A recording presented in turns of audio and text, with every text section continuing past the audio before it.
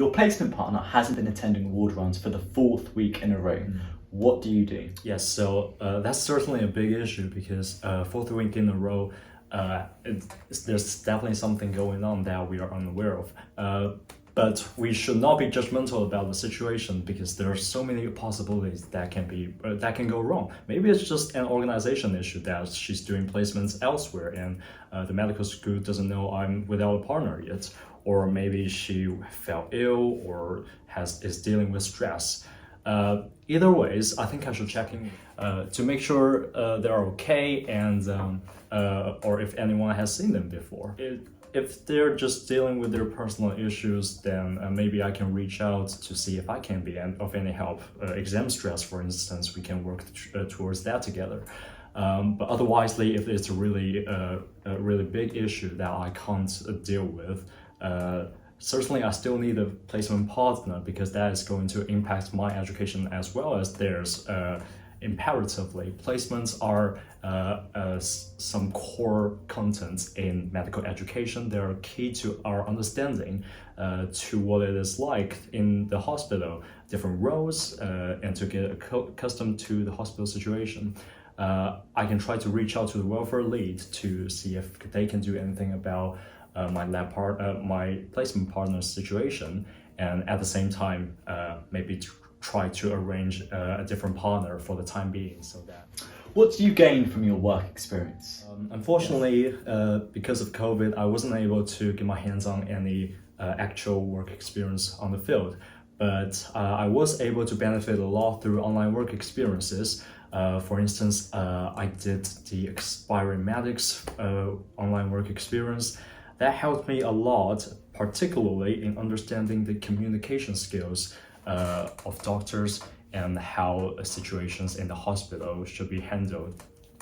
There was a very memorable example about an elderly lady who had arthritis and fell down the stairs and fractured her hip. It was a very agonizing event for the lady because the prognosis is not very clear, and the doctor is set to address that issue and work together with the patient. Because it was an online work experience, I was able to think things through before I jump into the interaction and see how this situation should be handled. Because of that expectation from me, I was able to learn a lot and direct my attention to the things that they mentioned that I didn't think of. I really benefited a lot through that by learning with my expectations in it. The doctor handled this situation really well, and they highlighted the importance of giving information in chunks and not overwhelm the patient, give them time to deal with their emotions and think about just taking the information step by step. It was also very important, and they highlighted to me that to give the patient the emotional support that they needed.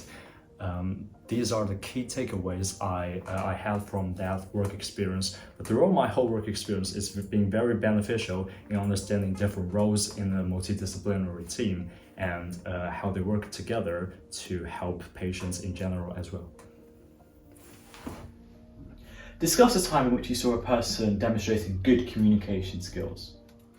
Right, so I would definitely say that my chemistry teacher was a very good communicator, both in her expertise and outside of her expertise. She was just this master in small talks, really.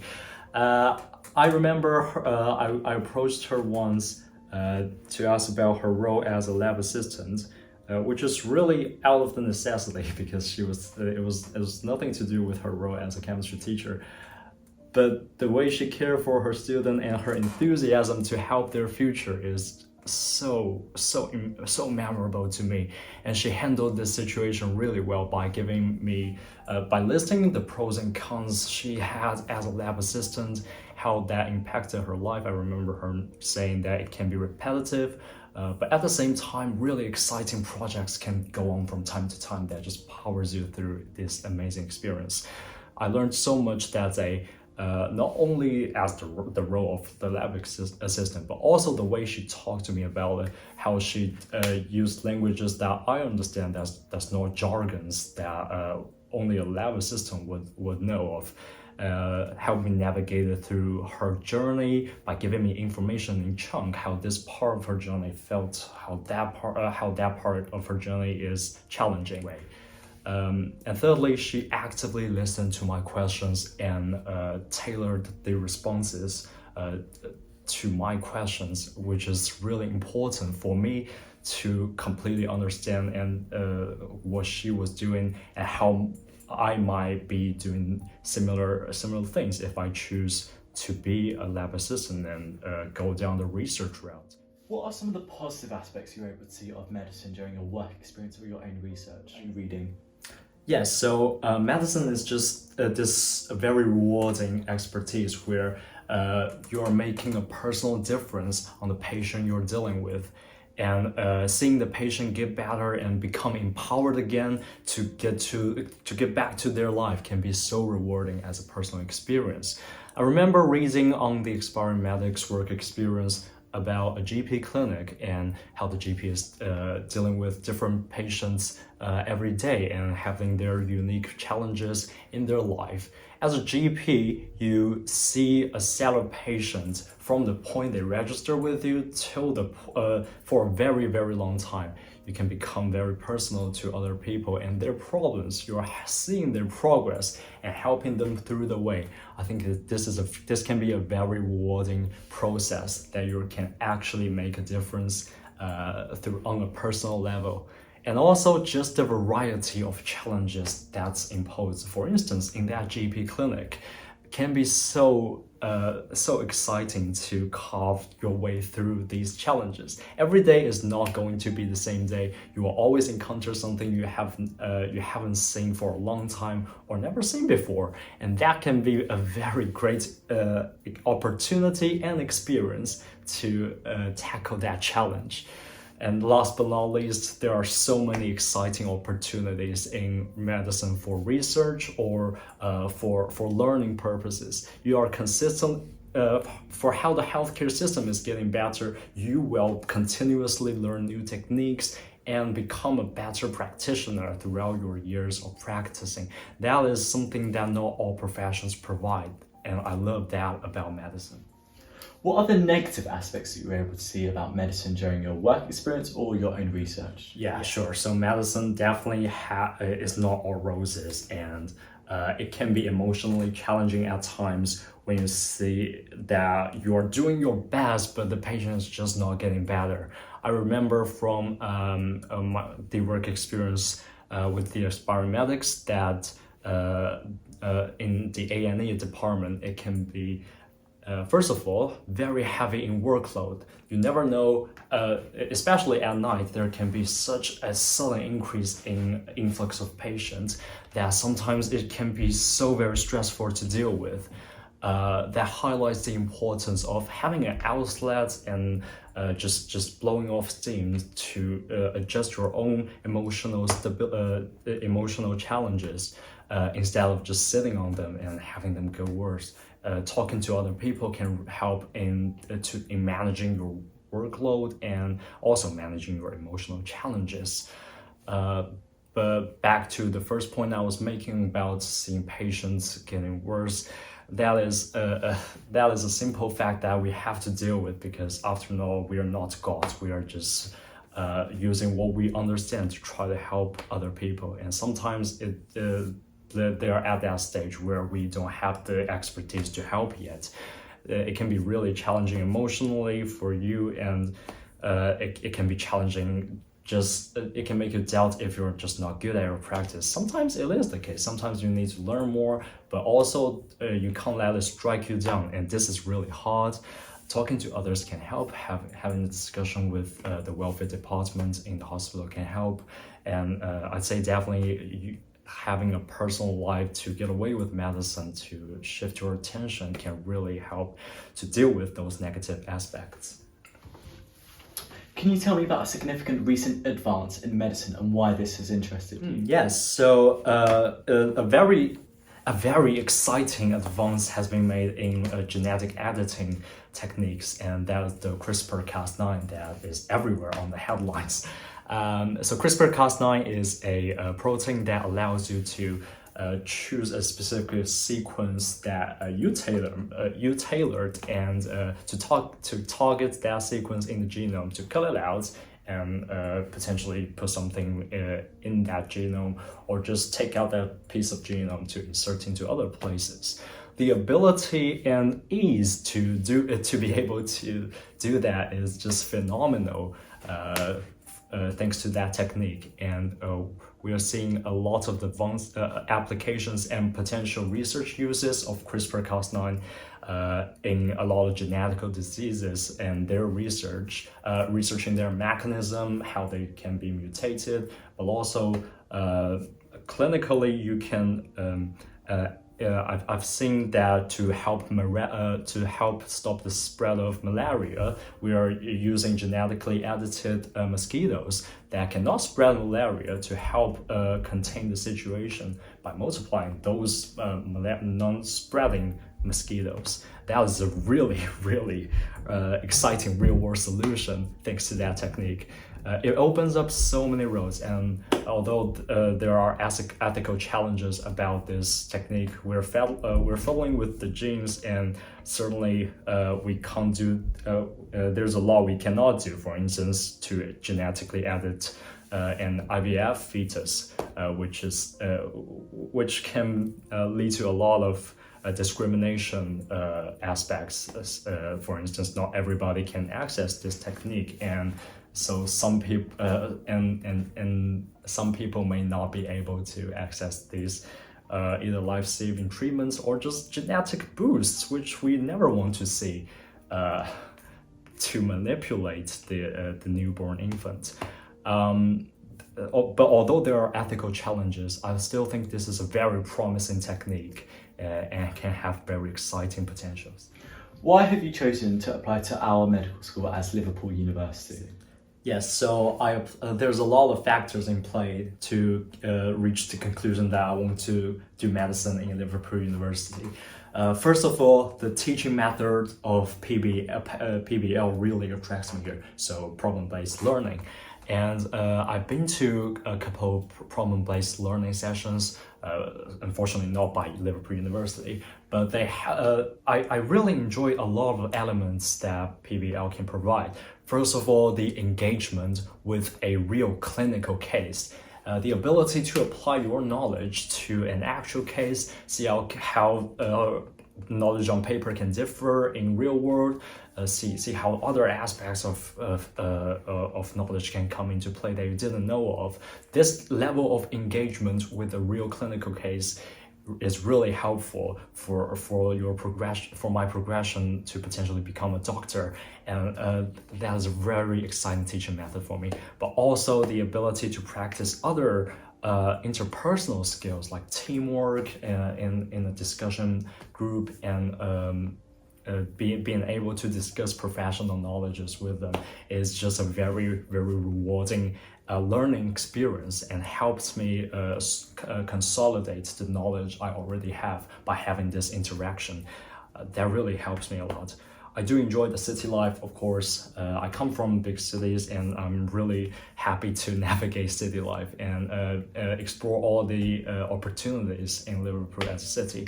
But last but not least, Liverpool, the associated hospitals with Liverpool University offers really great opportunities and has really amazing specialties, whether it's the Wharton Center for Neuroscience. That is really exciting. I really want to explore more about neuroscience in the future. And also the Alder Hey Children's Hospital is a big research center in Liverpool, and that is really exciting to check out the opportunities they offer there. So, what have you read or watched recently? Yes, so I saw this piece on the news that about the development of mRNA vaccines, and that is a very interesting storyline and a research potential to follow. I read about how mRNA vaccines is used in cancer treatments as a part of the immunotherapy, personalized immunotherapy to be specific, that we are currently trialing. The reason why we are using mRNA vaccines in this situation is that the ease to edit the mRNA vaccine allows us to personalize the treatment to target the specific patient's mechanism and how their cancers are evolved or mutated, how their cancer and the ability to target specific molecules in their cancer subtypes are just amazing. But not only that, thinking about how it allows me to think about how mRNA vaccine can be applied to so many different places. For instance, in COVID vaccine, it has played a huge role in rapid outroll of the vaccines and mass production. Thanks to the researches that we have done in this cancer treatment, we know so much about mRNA vaccine, and they can be rapidly not only produced, but also edited, so we can target any mutant variants of SARS-CoV-19 in the future. And that is very exciting and a great opportunity to continuously provide the herd immunity we need to go over this disease. You've been asked to teach your fellow classmates about a topic that you know little about. How do you approach this?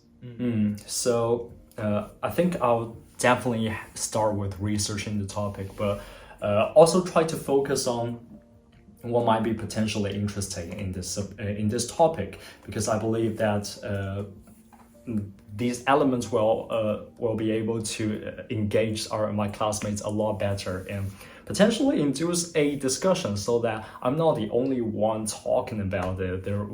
It will be best if a teaching session can have multiple inputs, not only from me, but also from my classmates. Because I know so little about this subject, I won't, even if I did my research, I won't have to pretend that I'm the expert or anything. It will be great to know also everybody's starting point, where everybody's current knowledge level is at, because if somebody knows more about this subject than me, they can potentially teach me either in the discussion, or I can go to them for questions, etc. And I'll probably ask my classmates to write about questions on this topic as well, just so they can be actively engaged in this process by thinking of those and sharing their knowledge, or engage other people's knowledge to help them understand what their specific struggle is with this topic.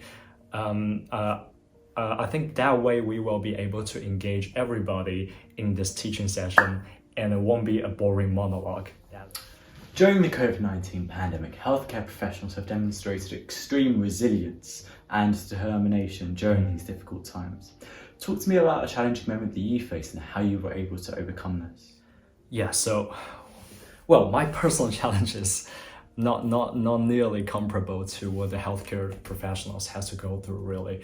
The way they have to diagnose patients and try to give medical advice over video conferences, and to manage the patient's struggles with the new technology, I can only imagine how difficult that is. But COVID has, not only COVID, but life has brought me some struggles too with my life, and I strive to solve those challenges too. In my Duke of Edinburgh expedition, for example, we are a very happy team, but also it can be very messy at times. We got lost in the third day, when we are going to explore a landmark. It should be a beautiful tower, but we never saw it because we took a wrong turn right before we're supposed to reach that tower. Unfortunately, because that wrong turn and the terrible weather condition that day, it was really raining down, and everybody's morale is just a little bit low. Imagine that, and combined with being lost in the middle of a plain ground, no landmarks to do with. It is quite a struggle at the time. But to find our way back to the main camp, we have to regroup ourselves, get ourselves together, engage in a little bit of group discussion, trying to figure out where we got lost, what has happened to cause this problem, and how can we figure out where we are really. So we try to use the compass to see where north is, and where we can find the next landmark based on potentially where we missed a turning point. And finally, we were able to identify an incline in a little hill that helped us to find out where we were. We were actually quite far away from where we should be. But during that challenge, I learned a lot from that challenge. How we can regroup under the very unsatisfactory circumstances. How different people are assigned their own roles based on what we signed up for. And so I was the navigator. There's also the group leader who's assigning everybody different tasks and make sure everybody's okay in this specific situation. And I'm really glad that it ended up well because of that teamwork element. That was a very memorable day about the challenge, but also how we overcome the challenge. It was nowhere near what healthcare professionals had to go through. But I hope. Alright guys, thank you so much for watching this video all the way to the end. If you found it useful, we'd really appreciate it if you smash that subscribe button, leave a like, and leave a comment as well on the other interview questions you'd like to see us do as well. We hope you found it useful. Thank you. See you later. See you.